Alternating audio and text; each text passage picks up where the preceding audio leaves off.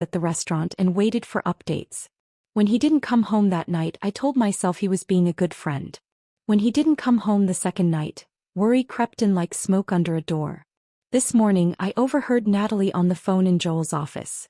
"What do you mean Penelope's doctor hasn't authorized any visitors? Caleb's been with her for 2 days." The pots and pans I'd been organizing clattered to the floor. That's when I knew. Now, standing in the kitchen where I had built my career and my relationship, I watched it all crumble. "I still love her, Arya," Caleb admitted, finally looking up. His eyes were red-rimmed but determined. "I tried to move on with you and you're amazing, you truly are. But when I heard she collapsed, that she might die, I realized I never stopped loving her." Joel burst through the swinging doors, his normally composed demeanor shattered. "She's not in a coma, you fool. I just got off the phone with Dr. Ramirez.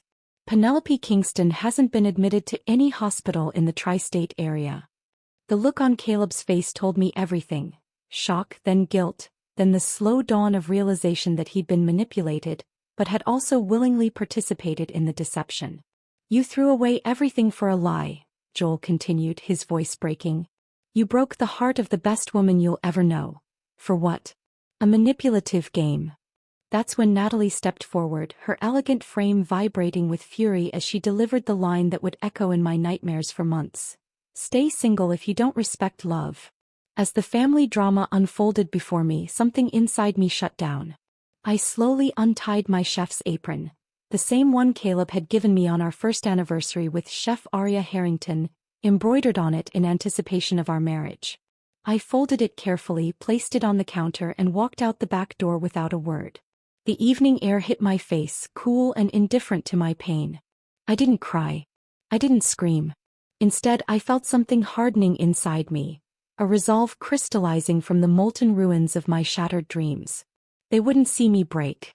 They wouldn't see me beg. And soon they wouldn't see me at all. I walked aimlessly through the darkening streets, the restaurant growing smaller behind me. My apartment wasn't home anymore. It was filled with Caleb's things, our shared dreams, wedding catalogs. I checked into a modest hotel downtown, paid cash, and collapsed onto the bed, still wearing my chef's pants and t-shirt that smelled of rosemary and betrayal. Meanwhile, across town, Joel Harrington was about to uncover the full extent of his son's deception. Joel had always prided himself on his connections. In a town like ours, relationships were currency, and Joel had built his restaurant empire on knowing the right people. Dr. Marcus Ramirez happened to be one of those people, the chief of neurology at Memorial Hospital and a regular at Harvest and Hearth for Tuesday night dinners. "Joel, I'm telling you, we have no patient by that name," Dr. Ramirez insisted over the phone. "I've checked with every hospital in the area. Nobody has admitted a Penelope Kingston for any condition, let alone a coma." Joel's grip tightened on his oak desk, the same desk where he drafted the menu for his first restaurant 30 years ago. "Marcus, are you absolutely certain?" "I've been practicing medicine for 25 years, Joel. I think I know how to check hospital records." After hanging up, Joel sat in silence, the weight of what this meant sinking into his bones. His son, his only son, had thrown away a relationship with an exceptional woman for a lie. Or worse, had been complicit in that lie. The morning after I left, Joel called an emergency family meeting at his home. The tension in the living room was thick enough to cut with a knife as Caleb, Natalie, and Kennedy gathered, unaware of the storm about to break. "Dad, what's this about?" Kennedy asked, tucking her legs underneath her on the leather sofa.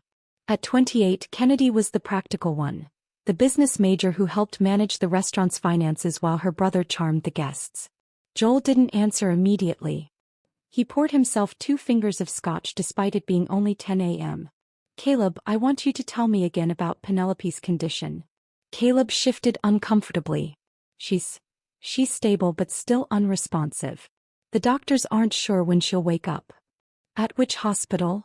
"Memorial." "Why are you—" "That's interesting," Joel interrupted, swirling his scotch, "because I spoke with Dr. Ramirez last night. He assures me that not only is Penelope Kingston not a patient at Memorial, but she hasn't been admitted to any hospital in the tri-state area." The color drained from Caleb's face. Kennedy gasped softly.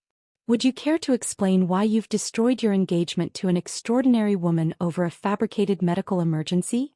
"It's not what you think," Caleb stammered. Then what is it? Natalie interjected, her voice dangerously calm. Because from where I'm sitting, it looks like you've either been duped like a fool or you're lying to all of us. The truth spilled out in fragments. Penelope had returned to town claiming she'd made a terrible mistake leaving him. When Caleb didn't immediately fall back into her arms, she orchestrated the fake emergency. Yes, Caleb had realized the truth within hours of rushing to her side, but by then old feelings had resurfaced. They'd spent those 2 days in her lake house, rekindling what they'd once had. And Arya? Joel demanded. Did you spare even a thought for her while you were rekindling? Caleb had the decency to look ashamed. I didn't plan